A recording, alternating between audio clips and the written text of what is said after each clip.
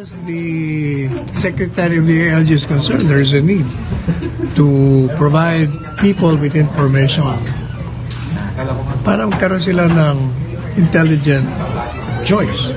But as far as the president is concerned, is he in favor of releasing it? Kung inilabas niya na noon, bakit naman, ba't niya kukontra siya na nga una naglabas na Hindi, dati ayaw. You said you violate yung presumption of innocence. Diba before you oppose Dali.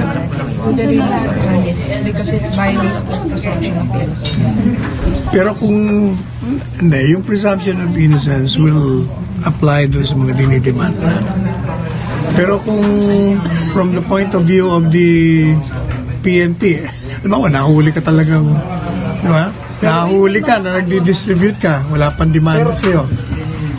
Ano yung assurance na verified lahat yung lalabas? Baka mamaya may mga masama doon, wala namang kinalaman. Nasiraan na yung... O edi pwede naman sila magdemanda. They can sue the authority. pero yung public perception, paano Necessarily, pag na-acquit mo sarili mo, pero ang tagal nun, tapos na yung election by the time ma-acquit.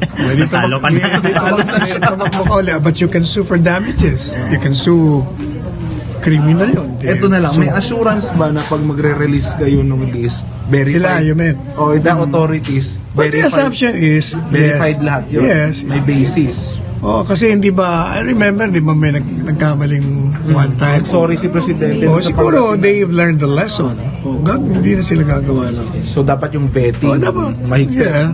Perkasuhan muna, sir, before i-release? Not necessarily. Basta kailangan yung basis mo sufficient na lang.